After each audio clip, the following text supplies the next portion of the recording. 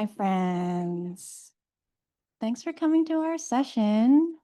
Um, Especially since so many of you are quite familiar with Toronto Chinatown's whole deal, like coming again is so supportive. What the hell? Um, Please make yourselves comfortable. Um, so you are in the correct room if what you are looking for is let's get real about economic democracy. Hands up if you have come across this term before outside of the context of this session. Okay, that is about 50% of the room.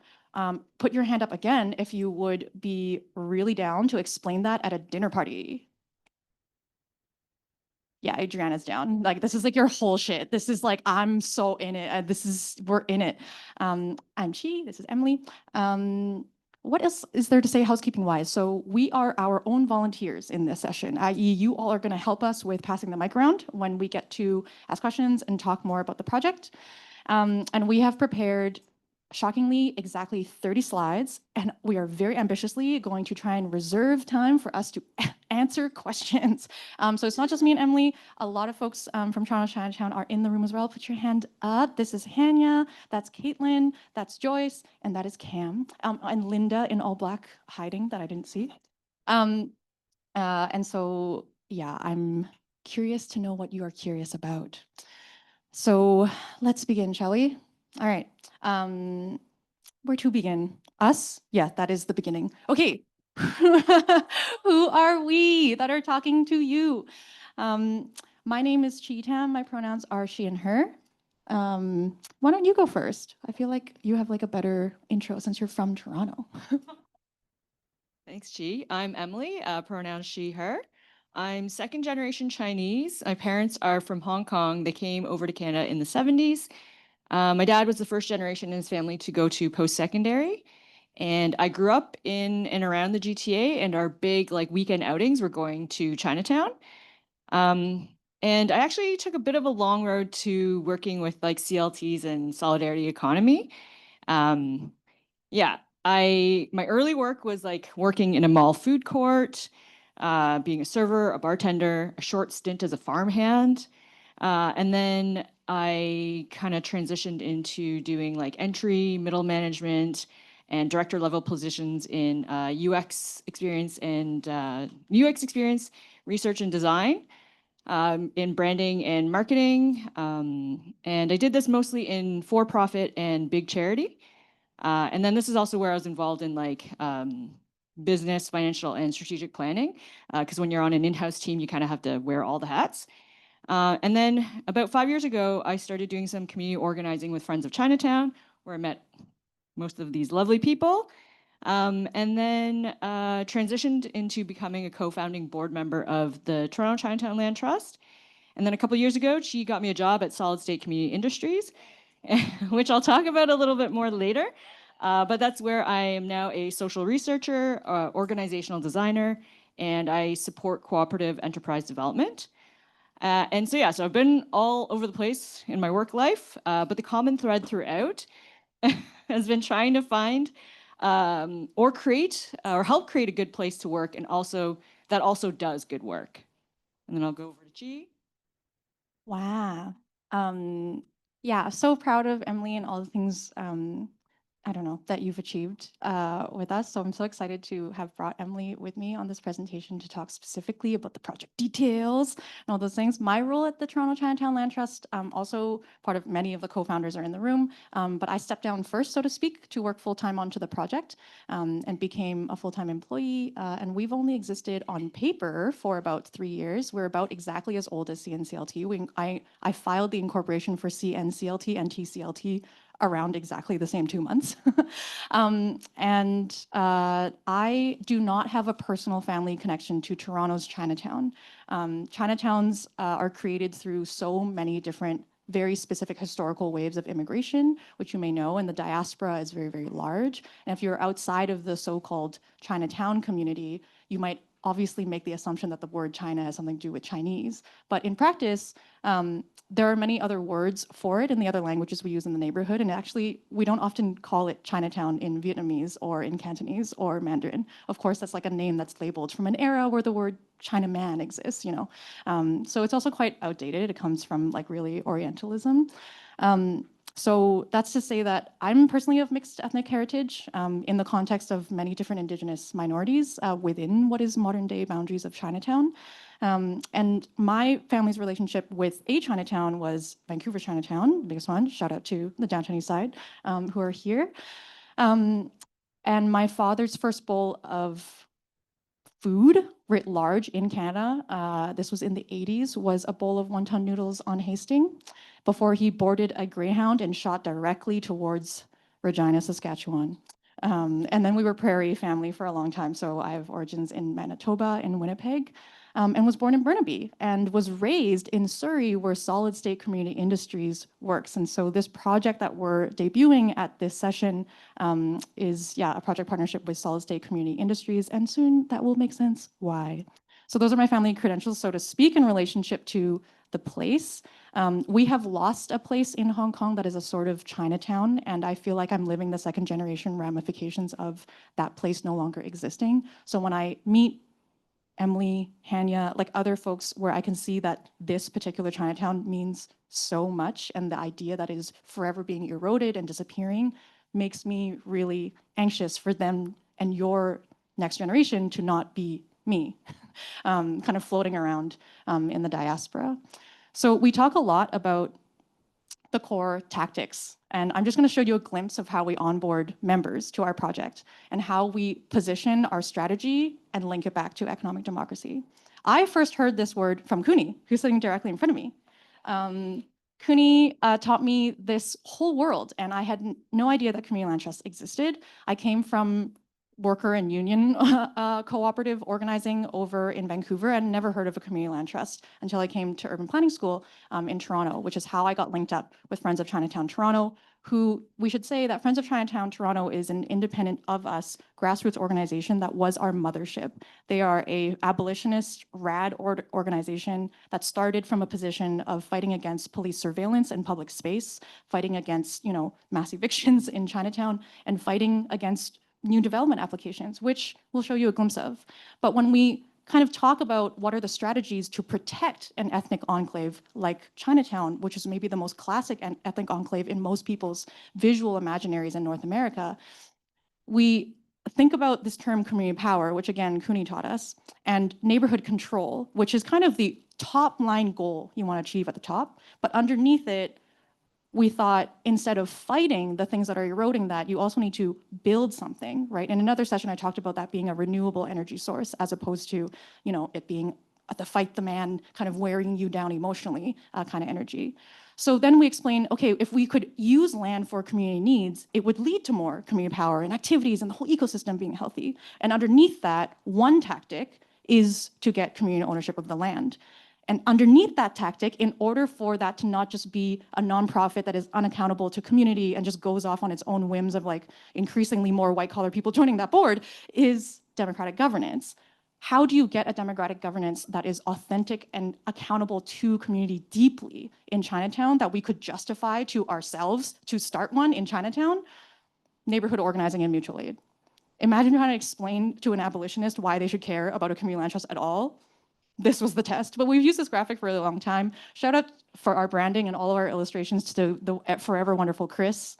If you can hear us online or in the future on YouTube, we love you. So to give you a glimpse, these are like the hot classic hits. Find us elsewhere talking about the deep details about what gentrification in Chinatown looks like now. But colonization has manifested itself into this kind of grief. And I don't think I have to really explain to anybody why the after photo is more valuable than the before photo to community, but certainly not from the developer behind this change. There's so much more you could say about that site, but now is not the time. The other thing that we think about a lot in the visual imaginary of what gentrification looks like is large investments and flows of money that manifest physically like this. Your luxury market rate rentals that have no idea how they are going to contribute to what already exists in the ecosystem.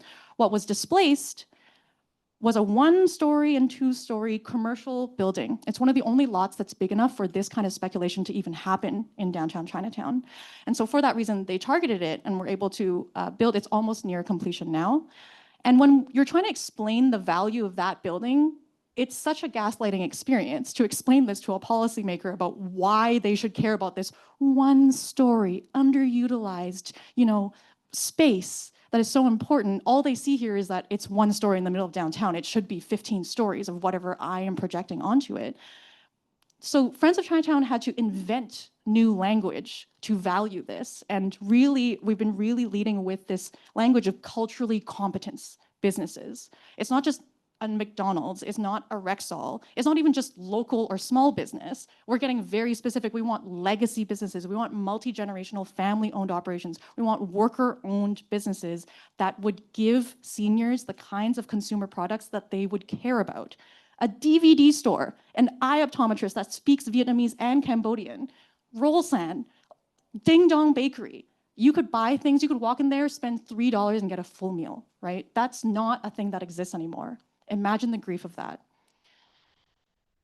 This is what the instigation, again, shout out to Hanya, because really, we were not part of the picture. I'm telling you this story, but just to be clear about the positionality of this knowledge, this is work that came from Hanya and a whole cohort of people who decided we were going to do fun shit to organize against this. This is just a taste. So an art collective called T-Base existed at the time, Friends of Chinatown Toronto, of course, which we've already talked about, started creating all of these incredibly engaging materials that were so effective that it overwhelmed and shocked the planning sector with how many people you could turn out to a dungeon basement, horrible, non-accessible building in the middle of the University of Toronto, because it's like the closest, largest institutional space you could book, I guess, for a public consultation meeting. Imagine being a Chinatown grandma trying to navigate your way to this room. No way. But it was so effective. And I think everyone, even ourselves in Chinatown, were a bit shocked by how much this energy was able to carry through into Zoomland once COVID hit. And every single step of the way, the developers were imagining that this energy would go away, right? That we would burn out. And that is more likely than not what happens to neighborhood organizing efforts. But we were in conversation with our historians all the time. Linda teaches because she's an expert architect. We've poached so many people back to Chinatown to like come back to us and fuel more of this, like getting Emily back from big charity in the UX world, all this sort of stuff. We're forever learning from each other. And Linda told us this story. It's like, I went to the city archives and I found a photo of Toronto's first Chinatown, the ward. Many other communities of color and immigrant groups were in the ward together, and they built Toronto's current city hall over it. Nathan Phillips Square, if you've ever been, the place with the giant Toronto sign that is like the landmark, that's where Chinatown was. And this little clip over here, which Keisha told me this morning that she had never seen before apparently, is, okay, I'm gonna rephrase what you told me, Linda, as best I can. The first instance of like an architectural vintage Photoshop attempt, where you meticulously cut a piece of paper to erase a whole community as if it is not right there, so that someone can speculate and project their dreams about what they should build there instead. As if people underneath this tiny piece of paper are not having babies, saying goodbye to their grandma for the last time, buying groceries, falling in love. Like, this is ridiculous. This one piece of paper erases a whole community. And that is a story that we share with so many folks here that organize CLTs, which is why we keep on coming back to this space. So that's what the displacement looks like. This is what is still existing despite it all. The entirety of Chinatown is no longer in its historical location, and yet this is what our people look like. This is our voting membership base. These are our humans. I can't get into every single wonderful story behind this, but when we call a vote, these are the people who show up, and they surprise us every year with how many people come. And yes, we are a CLT. We're gonna buy a building. We're gonna do things like, I don't know, get a co-op going and we're gonna do the CLT thing. But at the same time, speaking as the person who is like running the books, I noticed that I was starting to create budget lines that really didn't mesh with the story that other CLTs have been telling me was going to happen. And suddenly, you know, these are just things that happen in the Toronto Chinatown ecosystem, right? We're doing drag. We are selling vegetables on the side of the street. We are dancing. We are taking over hostile architecture and turning them into community gardens. We are lion dancing and teaching each other kung fu after getting kicked out of other traditional kung fu spaces. We are hosting our own mahjong tournaments because the business people are not friendly to us. All of these things are done in spite of it all. And all of them need a logical home. And so some of them, I could really go on about how many different group chats exist and how all of them could become an enterprise. But some have matured to the point where they were making enough money to sustain actual income for our members, and people kept on coming to propose more of this. When I say people, also, I really mainly am tagging one instigator in many instances to instigate more and encourage other people in Chinatown to behave like this. We suddenly were taking translation requests from like 1,000 different nonprofits in downtown Toronto that needed to do an event, and like, could we introduce them? And suddenly I'm like an agent, like a Hollywood agent for like Chinatown translators of like 7 different dialects. And now I'm setting a menu pricing for how much our walking tour should be priced at for different sliding scale institutions that are so keen to go on it. Now I'm suddenly charging people money to take on cleaning gigs last minute because it gets me into an Airbnb that wasn't listed legally, and I can go and see it, and they needed a last minute Chinatown cleaner to come see it. All of these things I like justified by saying it's somehow related to our acquisition strategy for the CLT, but like, if I'm honest with you, this is just very Chinatown. So we were like, okay, something needs to happen next. And we really came out of the last summit marinating. You should tell them what we marinated on, Emily. So like Chiyi was saying, like some of our members wanted to scale their informal and like ad hoc business activities into like sustainable and decent work. So we started dreaming in the last year's summit, like after a couple sessions and we got back.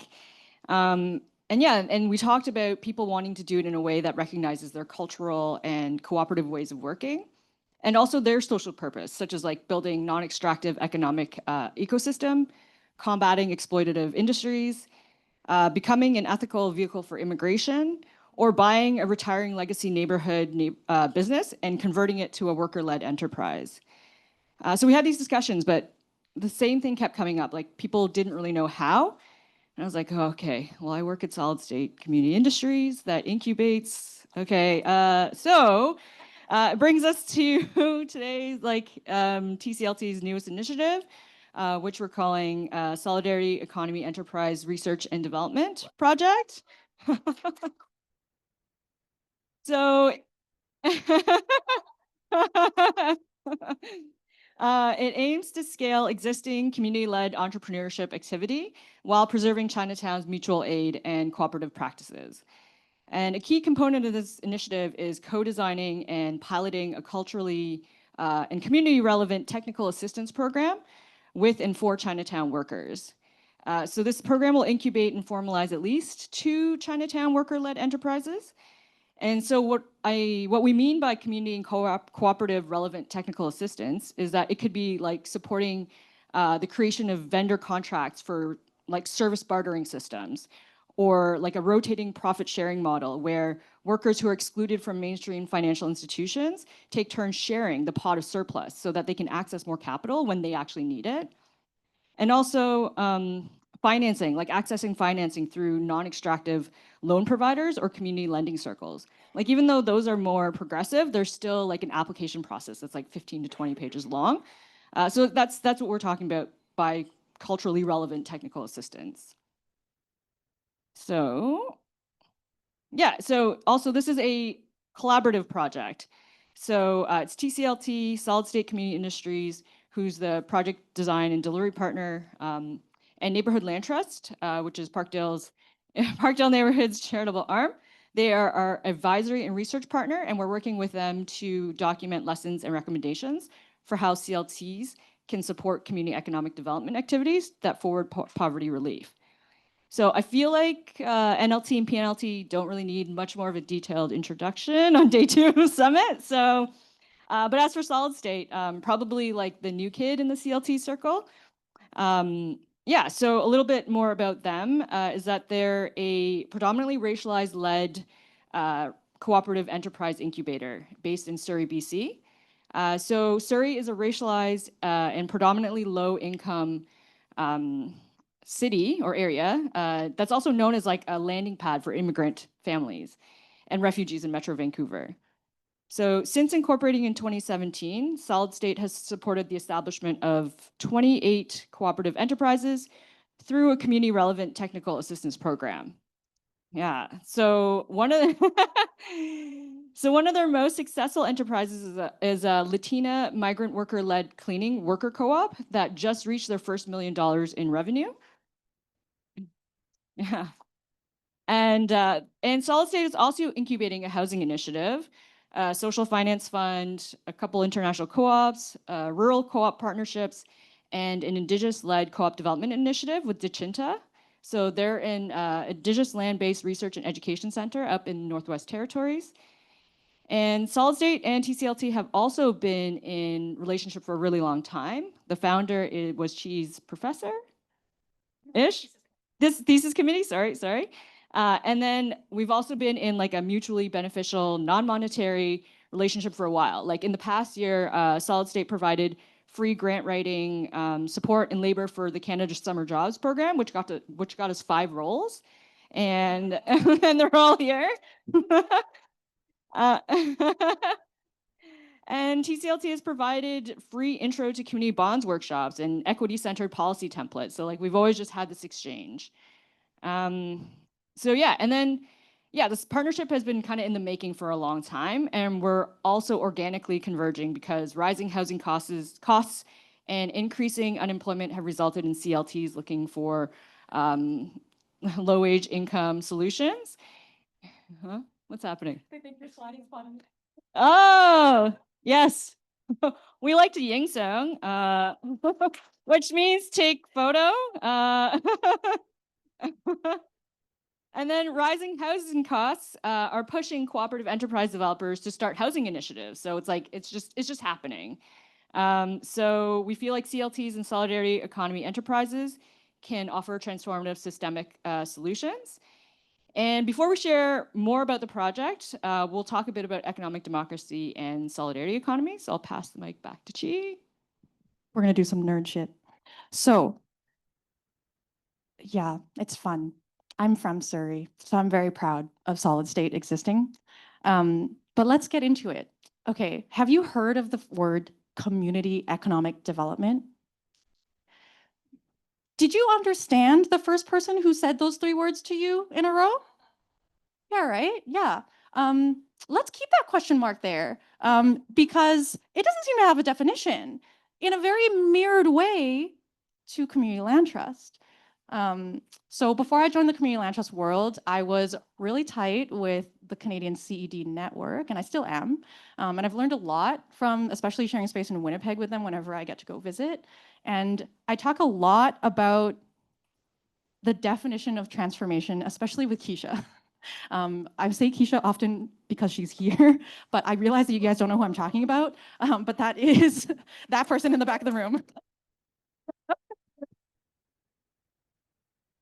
So here's a glimpse into a slide that Keisha and I would teach in our class that we teach at University of Toronto's planning program.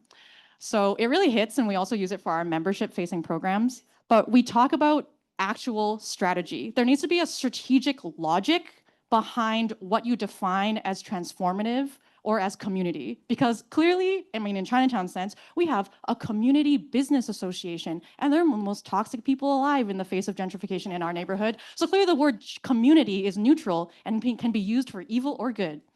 Rich people can also have community with each other. They can start a golf course that's democratic. Many of them are. So tell me a golf course isn't a community land trust. Truly, make an argument. So when we try to rationalize this is a graph that I sometimes use to help people think through this problem.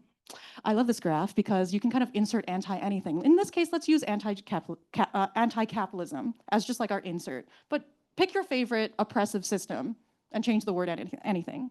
So I think Eric Olin Wright talks about there being kind of 4 modes that people engage in. Smash is maybe the easiest one to understand. I'm sorry for the formatting. Smash is like, you get it. Smash is the revolution is here. We're singing the song from Les Mis. We're burning buildings down. We're taking over the banks, you know? To like, smash is like satisfying and clear in like an anarchist way with only question marks about what are we supposed to do after the smashing. Tame is what the vast majority of the nonprofit industry and policy reform and most of our bills are getting paid through tame work, which is let's survive another day. Let's make the system slightly less harmful. Let's start a food bank. Let's give each other affordable housing. Let's just make it slightly more, marginally more survivable by one more day, but let's not change anything about the core logic of the system that is oppressing us. Everything that is reformist lives in the world of tame. And both of those are happening at the macro level, which just translate that to be big, global, national. In the Band-Aid world, if you go down from tame, you have escape, which I really think community land trust should have a hard think about, which is why I slant them slightly more on the escape side than the smash side. Because, you know, there are community land trusts out there that came from smash roots, which I have not seen in Canada yet very much. But let's say Moms for Housing in Oakland broke into a house that a REIT was sitting on and leaving empty in the neighborhood that they grew up in, that they were now homeless in, living out of their cars with their children. They decided to break into the house and just take it. And the city of Oakland, California, awarded those properties, expropriated them, and there were planners and lawyers and et cetera behind those deals, and people like us in the room, practitioners, assisting with that deal. They now have a community land trust and own those houses. So smash is a viable route, just to remind everybody that we can break the law because the laws are not serving us, another form of policy advocacy. But escape is interesting as a logic because escape is really tempting. Escape is like, I am so burnt out and tired. Me and 5 friends are gonna buy a farm and homestead it and then just disappear from the system. And we're gonna disappear from the fight and the movement and the organizing and the community-based work and all the negotiation we have to do in the nonprofit sector to make a tiny thing happen and just exit. And sometimes we mentally exit in a self-soothing way, like when I binge TV. But sometimes, like project-wise, we just commit to a lifestyle of exiting. And that's also not chill. You know, those are very different scales. So I'm concerned about that. Let's all be concerned about it. What I love sitting in is erode. Erode, I think, is equivalent to transform sometimes. Erode is both you woke up today and today apparently you looked around and your friends were like, yeah, today is not the day we're smashing things. So what are you supposed to do after you drink your coffee and make sense of your life? I think it's great to live a world and figure out projects that are constantly embedding practices of erosion. And being a community land trust doesn't guarantee that we are doing erosion, but if we talk about and shop together what the practices inside of our CLTs might look like to do more erosion, then that could be really cool. Erosion might look like us fueling land back, because I feel like land back is interesting in that it is both smash and erode at the same time, the way I understand it so far, and I'm very excited about that direction. I have no idea what the ... that gets us over to land back is, but the longer we sit in it, the more likely it is we will find out. So please join us. And that's kind of how we think about transformative community economic alternatives that we could build in an everyday practical way that actually starts taking power away from the logic of how the system currently works, bit by bit, chunk by chunk, property by property, budget line by budget line, paying each other to do things, making the economy work, and actually building the muscle to answer the question of what is the world we will be capable of having the muscles and the skills that we have relearned and re-educated ourselves to do after the smashing, that hopefully the erosion also lowers the waterline to make possible. And maybe the smashing won't need to be as violent because the waterline will have come down so low, but I'm down. I'm down to smash. Let's get ready. A parallel to this, which links it all back to the CED, I really benefit from one teacher in particular, Jason Spicer, who had a big impact in my life. But he wrote this very nerdy paper where he went around New York and was like, gee, I am also very skeptical about the word CED. Let's go on Instagram and go on everyone's like nonprofit reports on their website, go to all the conferences around New York City, just Manhattan alone, let's say just the 5 boroughs, and let's just notice everybody and make a note whenever they use the word CED. And let's try to map them together. What are they saying? So he was like, I think I found 3 types of them. I think I found 3 buckets that kind of map to the 4 strategic logics thing, kind of, sort of, not really. But he kind of put them on a graph of like, to what extent does it actually oppose globalization? And to what extent does it oppose the core logic of neoliberalism or capitalism itself? And he was like, maybe we could propose that there are exactive tactics, localist tactics, and transformative tactics in that same way. So what are examples of this? So you would explain an exactive tactic as really familiar pay up strategies. The capitalists are already coming to your neighborhood, so we are going to negotiate a deal with them to make it slightly better for us. We're going to get a couple more jobs out of them from this construction site. We are going to force them to have living wage ordinances, but their project is still going to build. We're going to give them a tax credit or incentive program. Social procurement, like a lot of this is like, yeah, we should do it because it's the lowest hanging fruit, but like let's not have any illusions about the degree of impact that might have long term. Then he was like, maybe a localist solution is like the classic made here button that you would get at a farmer's market, where the logic is just because it's local and in your neighborhood, it's great. But in Chinatown, some of the local dim sum restaurants that you love so much are also stealing tips from workers. Are also some of them. Have you not worked for a small business where the boss was so unclear to you that it was the worst job you ever had? Absolutely. So this is like non-specific about the practices, but it is local. So we have a lot of things that are kind of non-specific in this way. And it's like small business support, local currencies, maker spaces, whatever those are, kind of live in this land. And I do think this is better. Like, I'm into this. But again, let's not stop here. The last part is where we can like really land. And that's where we get mapped into the picture. So they look at us, the Community Land Trust, and they map us into the potential economic democracy category, which is where this word comes from in this framework, at least. We think about structures that both shift money in a way where the decision-making, the governance over how that money is distributed and used and allocated in a way that is democratic with its limits, as we all just come from Norm's workshop. But public banking, credit unions, participatory budgeting, all of those things overlapping constantly and even overlapping up and down across the other silos, which you probably have in whichever local you're working in as well. This constitutes the world of potentially linking to solidarity economy programs.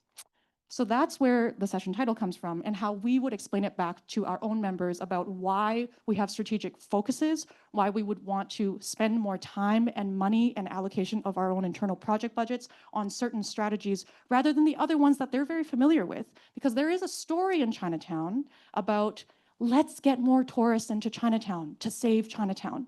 Let's get people to spend money in China. There are so many past generations of Chinatown activists and organizers, our uncles that we deeply respect, but unfortunately, sir, it's not working. We are still being displaced from Chinatown even after you built the Heritage Gate. And so this is a lesson we can offer from observing the benefit of having many different Chinatowns to compare ourselves to around the continent. And also it's a benefit that we uniquely have because we get to talk to other anti-displacement organizers from Seattle's Chinatown, from Los Angeles's Chinatown Community Land Trust. And in that contrast, we really debate and get into the 202 level of this conversation around CED. So that's where these learnings come from. Okay, I'm going to go a little light nerd so that we have more time for questions. So just a little bit about, I love it. I love it. No, it's great. It's awesome. It's awesome. So just to kind of anchor us in the terminology in the project. So solidarity economy is a global movement built to create like a just and sustainable economy. So it prioritizes people and the planet, and it grew out of other social movements from Latin America and the global South, such as the photo behind the text, which is the Brazil's landless workers movement. So they are landless farmers who peacefully occupy and produce on unused land in Brazil, where roughly 3% of the population controls 2/3 of the country's farmable land. And then solidarity economy provides alternatives to capitalism. So like Chiyi went over in the last slide. I'm not going to go too much into this. Capitalism bad, solidarity economy good. And then, so you'll hear worker co-ops. We all know this. I'm preaching to the choir. So we use the term C because it stands for Solidarity Economy Enterprises because we wanted a term that was flexible enough to cover all the different kinds of business models. Like it's not just worker co-ops, it's not just CLTs. And there's just new and emergent business models coming out of different communities. So we didn't want to like lock ourselves into like one incorporation type. So this is a diagram like with the different categories of C. So there's like production and reproduction where worker co-ops, community gardens would fall under. And then like distribution exchange, whereas like fair trade, progressive taxation, consumption and use is where land trusts fall into. And then, yeah, finance and surplus allocation are enterprises that include credit unions, ethical lenders, ROSCAs. And then, so any, like a C is like any enterprise that practices the solidarity economy values, which is like democratic decision-making, participatory budgeting, resource knowledge and skill sharing. Okay.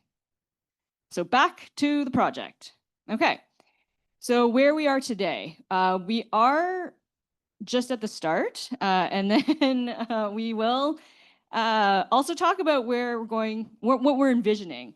But for right now, we're still in the early stages. We're focusing on developing agreements that foreground partners and community members' collective and individual goals, because this project really came out of these discussions with community members. Like the goal setting was from the start. We want to build out a detailed project plan so people can make informed consent joining the project. We also want to like really sharpen our understanding of the problem space so that we can focus on community-centered opportunities. I think a big learning with being on the board with the CLT, there's just so much stuff we can do, and like we cast our net wide, and so figuring out where our problem space is kind of good from the outset. So this problem space includes like incubators and development programs that are typically designed by and for a white Western audience. And then also like mainstream GTA, like social innovation spaces aren't accessible for like Chinatown community members. So like our veggie grannies and our, on dumpling making aunties, they can't just rock up into like Mars Innovation Hub or like CSI and like, just get a coffee with their like grocery cart, So there's also unclear support needs for existing informal Chinatown enterprises. Like we know like broadly what some of the needs are, but we really want to like focus on what the most pressing ones are. And then finally, a desire to clarify how TCLT and other CLTs can support this ecosystem building without taking them away from their priorities as well. And then, so yeah, this understanding helps us validate our opportunities that we talked about at the top. So which is research and co-development of a community-relevant pilot program to scale Chinatown grassroots economic activities while preserving existing traditional practices. And research and exploration for future C incubation strategies for Toronto's marginalized neighborhoods. And finally, research to better understand CLT's role in community economic development. Before we share our vision and bring up a special guest, I'm going to hand it over to Chiyi to speak to Chinatown's existing cooperative economy traditions that we are aiming to preserve. Okay, I've just been told that we get to end this 20 minutes over, so we have some time. Yeah, so since it's the benefit of being the last session. So we have been, over the last 3 years, doing a lot of research. It started with research with CUNY, it turned into another research project with the same research group. We do a lot of research, but as you heard from another panel maybe, we do a lot of community-led action research, which was really taught to us by the Research Alliance in this network. And we, of course, immediately realized we've been doing it.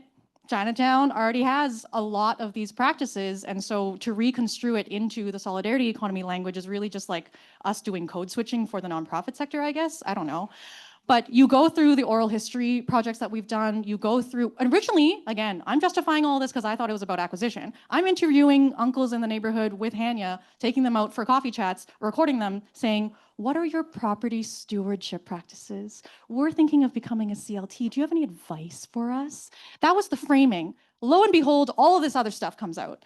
In order to run a tong, and a tong, every single Chinatown in the world is founded on tongs, which are residential and commercial mixed-use facilities that basically have a myriad of like internal economic functions that make the property work the way it does. It's stewarded by a whole host of different incorporation models, usually a nonprofit, and they will buy a house, and upstairs they will use it for transitional housing for a landing pad. You're someone who's just arrived, We're then gonna give you a bunk and we're gonna tell you where to go get a job. You're doing settlement services, basically, like that's the language you would use at a community center. And you would introduce each other to, all these other things that are happening, make a couple bucks by doing some, home-based businesses, take it to the market. We get invited to powwows, we get invited to all these other kind of like house shop escalations where someone will be like, oh, this is doing really well. The white people are really into it. We should sell more of these. Then they're going to turn their whole house into that restaurant or that shop. And then they're going to invent things like in Calgary, like ginger beef that didn't exist anywhere in the world, but it really hit in that market. So great. In Quebec City's Chinatown, they invented, I don't know, soy spaghetti noodles. That was a thing. So tongs are the basis, but there also is community financing that makes this all happen. So how you leave a tong to go have your wedding, to go buy your first restaurant and get out of the Tongs transitional housing, you ask for a loan. And the due diligence for that loan, the risk assessment of that loan is a grandpa circle that is like, I've seen this kid come in for 40 years. They're gonna pay back this loan. We're gonna give them 20K and they're gonna buy a restaurant. And that is how Chinatowns happen. They self-finance because you could not walk into a bank to get a loan to start a business. We rock up our 9-person crew to this Halifax summit. We immediately find out this convention center is on where Chinatown was. This is a photo taken in 1945 on Grafton Street, which is just a shot over that way. That is a building that is like 2 blocks this way if we exit the front of the convention center. And these tongs, truly, if you are in India, Lahore, if you are in Singapore, if you are like in Johannesburg, South Africa, anywhere in the world, you will find a tong. It is the basic idea of how a neighborhood functions. So we are not only here inheriting the CLT organizing tradition. In order for us to do any economic activity, this now must make more sense to you. Why our members interact with us this way and show up to our meetings in this way and bring proposals in this way. Because it is inherently natural to this other lineage of how a social economy inside of the invisible layer of Chinatown that is invisible to outsiders, but now we better understand, is also a set of assumptions that we are inheriting. And so in order for a mutual aid project to actually work, a community-led project, this is going to get projected onto us from our own membership. So it is organic, authentic to the way we interact with each other.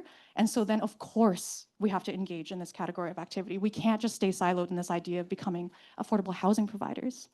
So to lead you guys into the vision of where we are heading next, we're going to invite up our community researcher and co-founder of the Community Land Trust, Tanya Chang.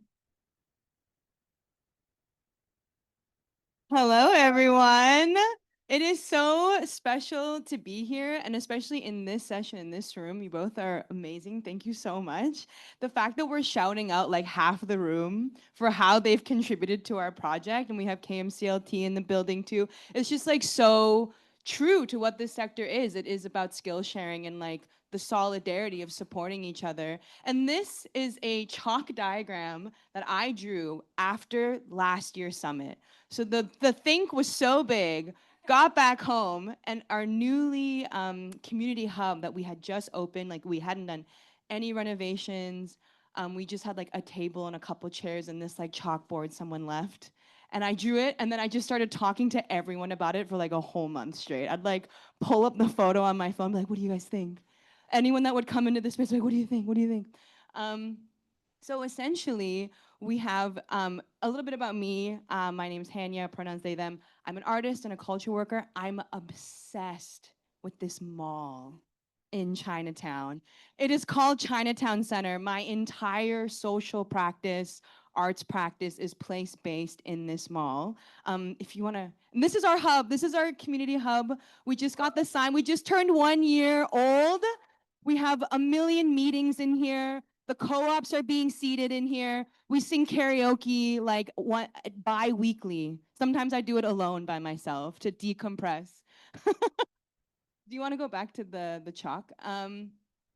And so Chinatown Center is like the big thing because that's my obsession. It's the base. It's the training ground. It's the micro, like the training version of what we're trying to do at large in the neighborhood. So for me, my theory is if we can do it in the mall, we can do it in the neighborhood because it's about like managing stakeholders, all these intergenerational, the language barriers at all. So then in the mall, you have the nonprofit arm, you have the TCLT. You know, to me, the nonprofit arm is like, you deal with the government. You go do that, whatever that is. And then you have the grassroots. So you have Friends of Chinatown, which is like the tenant unions, the worker unions, the body that kind of is on the ground, is organizing the people and holds both the nonprofit and like the profit arm accountable. And then you have the profit arm, which is the co-ops, the jobs, the dumplings, the tours, the arts and culture, translation, delivery, the makers. And then what do they all have in common?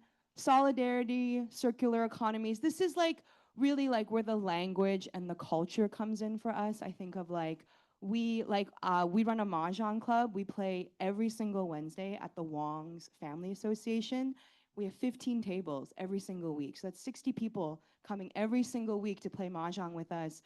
They have a kitchen in there too. Sometimes we feed people. So much of it is just like the culture, the language, the arts, the culture, the gardening, the mahjong, the love. That's what we all want. And what makes Chinatown, like Chiyi said, is not the tourism, it's not the keychains, it's not the restaurant. It's the ability to play, live, and work in one space. That is what makes Chinatown. And we want to create a livable place where people get paid livable wages so we can just like hang out and sing and dance and like sit by a fire and tell each other stories, because that's what we're meant to do.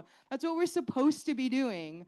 And so that's why this project is so special, and being able to seed and incubate co-ops and pay it forward to go from like T-Base to FOCT to the Land Trust to now these co-ops makes so much sense as a trajectory for the last 7 years of our work in the neighborhood. And so I'm really proud of what we've been able to accomplish together. And it's so amazing to have our summer Canada jobs people with us here, all in Halifax. And thanks for listening.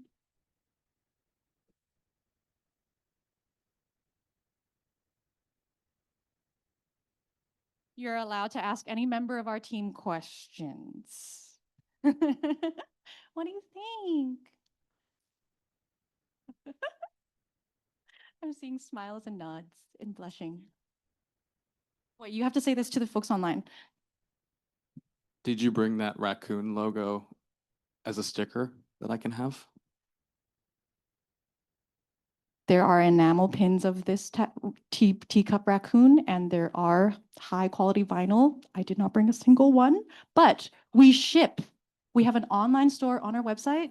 Hit us up. That's actually the merch store co-op is run by Caitlin and will become Thank You Chinatown one day. Do you live in Canada? Okay, I can get it to you. Don't do customer service live. I'm handing this to someone else.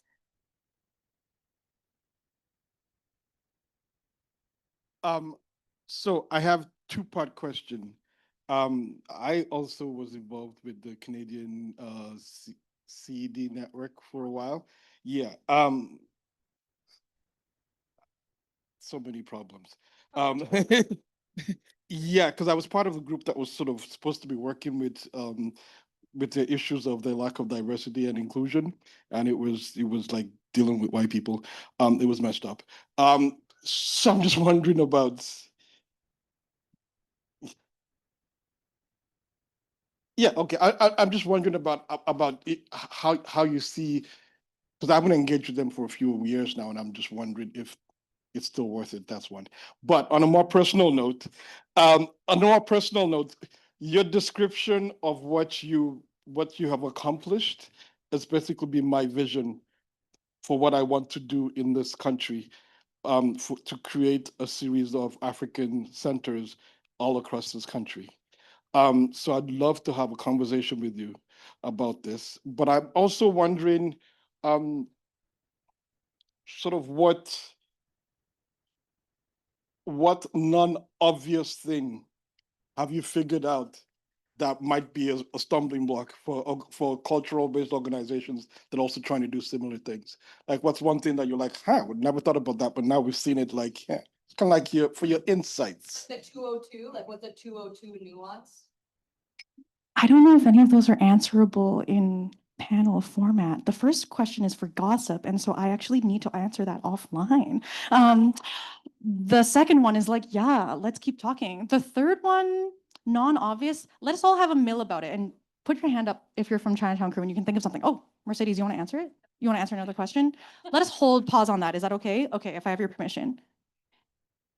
Maybe as like a follow-up to that, my understanding is that at some point there had been an attempt maybe around a worker co-op conversion in Chinatown with T-Base. And am I wrong? Is this something that happened? And I'm just curious what were like the barriers that existed and how they might be thought through in this type of a project, how that might be different. Yeah. Okay. I want to hear your take. No, I want to hear your take. Too close to the epicenter to debrief T-Base publicly. But I would say that a lot of really idealistic solidarity, cooperative economy dreaming comes from someone learning about it in a book or at university, and then they want to start a worker co-op. And worker co-ops are not like the be-all end-all either, in the same way that community land trusts are not the be-all end-all. It's all about the practices internally inside, what you're accountable to, and which communities and values you're accountable to is definitely something that would be maybe the 201 for the non-BIPOC audience in the room. But there is, for me, the three that we proposed to the lovely Metcalf Foundation that is funding this project is that the strategy is different for us because these are already revenue generating activities for the TCLT, and I need them out of the TCLT's ecosystem. Like I can't also run a land trust and suddenly be inside of the books of TCLT as one staff member, do all of these wonderful, lovely things. And so it's also good boundaries for everything as a forest of the ecosystem to start seeding into their own independent governance and like in their own capacities. And we're happy to be the mothership, but that to us is the difference. And the other tactical, really just that they already generate revenue. So like they already have customer bases, they already have like a demand that I don't have the capacity to deal with in the main inbox of TCLT. And T-Base, I think, as like a business model, didn't start from that first. It started from like we have a community gathering space and a vision for a community hub that needed to exist, and how the revenue for it would work wasn't clear. Whereas these are just like straight up, we can make some money, you know? Yeah, and put those in the right pockets. Yes, Jess. Thank you guys. I was wondering if you could maybe speak to, like, it's an amazing idea, I think, to have multiple different organizations and enterprises together in a network and kind of disperses the pressure of failure and success.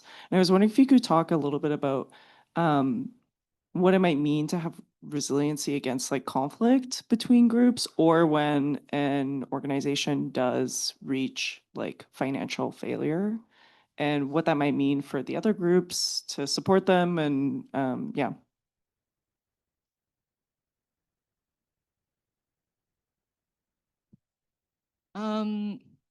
We don't have the answer yet, which is probably not the answer you want to hear, but that is exactly what we're trying to figure out. We're coming up with like MOUs that protect us from that, but also is not extractive. And like, it's not like we're going to fine you if this happens, but also full transparency. We're also, this partnership is like very timely that we're also all well funded.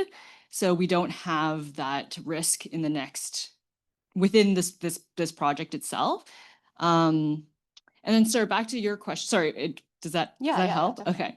And back to your question, sir, about like the nuances. There are a lot of solutions within the communities already. Like I know financing is such a big problem for these new startups, but like there's so many cultures that have their own form of community lending and community like, financing circles, like Asusus and stuff like that. So I think the nuance is like being able to have community organizers and community members that will sit with you in those and like help surface those things and help you scale it and yeah, help each group. So there's not going to be like as much as is to dismay of like probably funders, but there's not like a set timeline for like how these things develop. Like you can streamline some things, but you really need to have the time and the care to sit with each group and learn about each other and how you can help each other.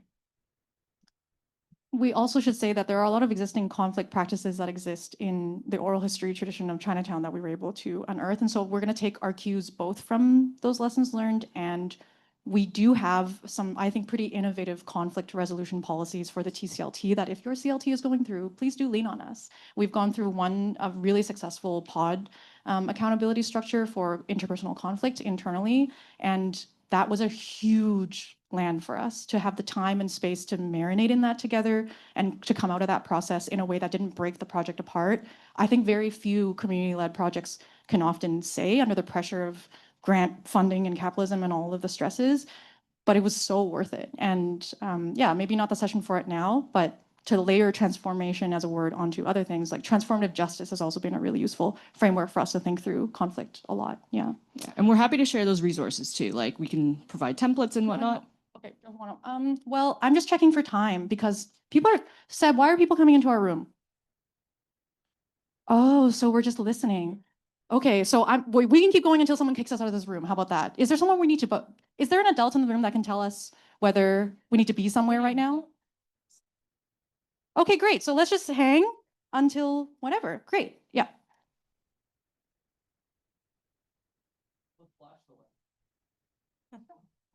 Thank you. One of the things I noticed was in the slides, there seemed to be a section where you talked about, I'm paraphrasing here, but the resistance of the white gaze or the outside, and so there's some things I'm working on back home in West Africa, and there's things that I'm working on here with the African communities. And one of the things that I keep pushing back against in our communities is people trying to figure out how can we make this appealing to white people, and how can we serve white people.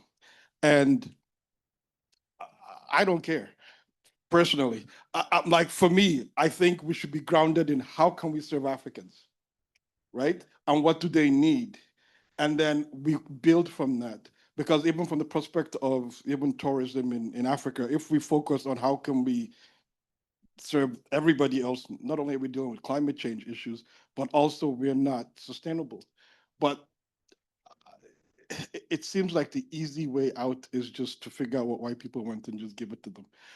But I'm trying to figure out how to, I guess my question in a way is, I'm trying to figure out how to sell Africans on focusing on Africans, which should not be a problem, except that we've spent how many years of colonialism and going to university, which causes you to think that the solution to your community problem is to figure out how to serve other people, not yourselves. So I'm just wondering how you were able to if you have any advice on or some tips on how you dealt with that. Does that make sense? Do you want to answer?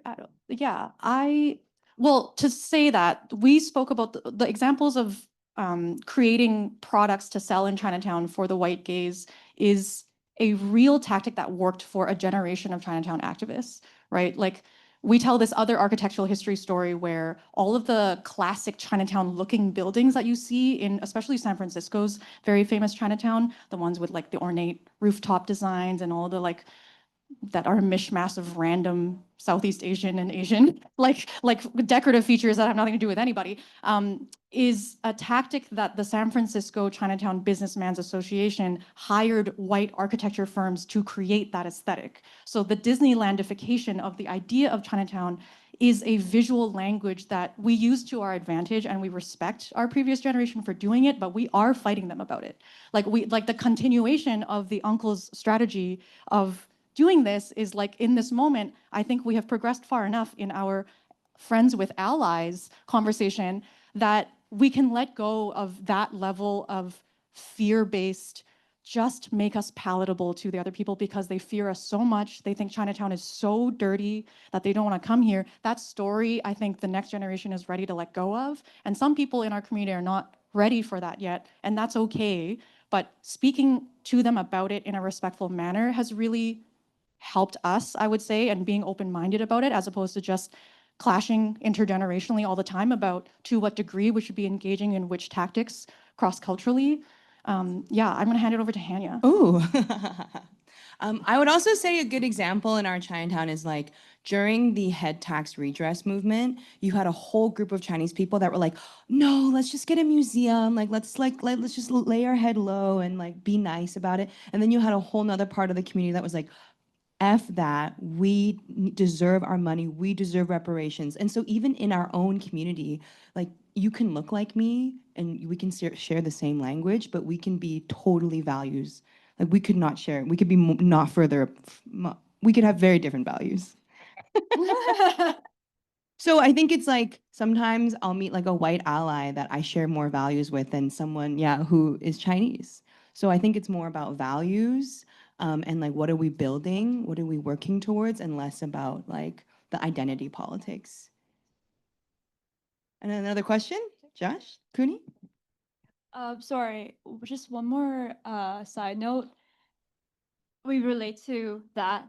Sorry, I'm Caitlin. I also work for TCLT. Yay. Part of the yay. Thank you, Solid State. Um, so one of the things that I resonate with a lot is how do you capture the white gaze, but also not get lost in the white gaze? So one of the things that we do is walking tours, and I've been very fortunate to be a part of the walking tour and creating walking tours as well to talk about Chinatown history, migration pattern, etc. Some just really, really nerdy stuff.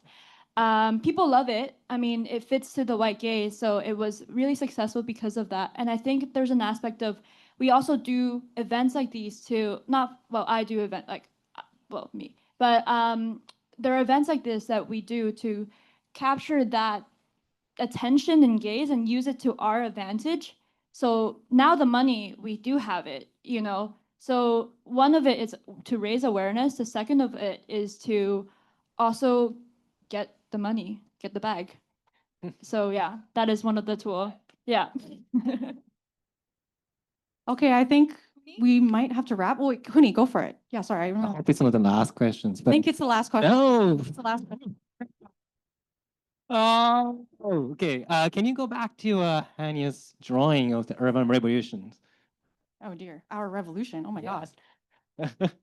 I would like you guys to talk a little bit more about your visions for how you like to connect with other places or other initiatives or other movements that are doing a similar work, because your work is amazing place-based commitment to the Chinatowns, right? But at the same time, when we think about social transformations, place-based approach also has some sort of limitation to that. So I wonder what's your vision for building these extra local connections and solidarity to build a bigger power?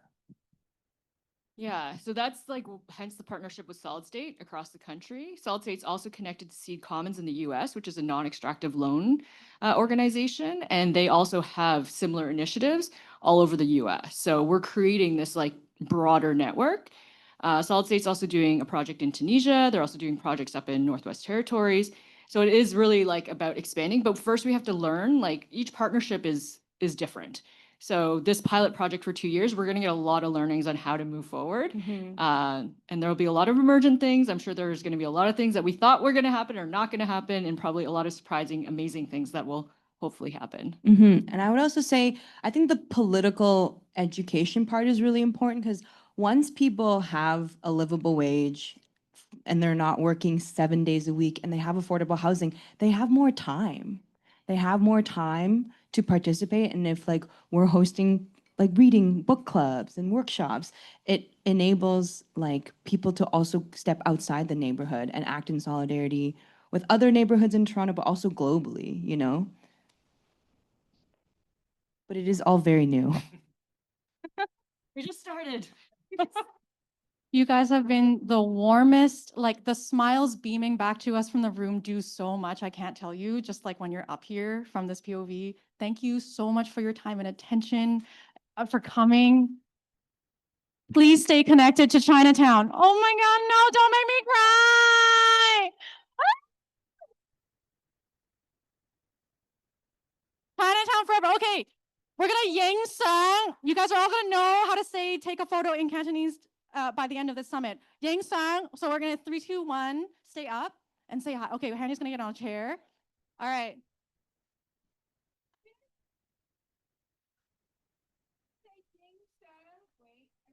Yang song. Yang song. Okay. Yang song. Thank you again. Have fun.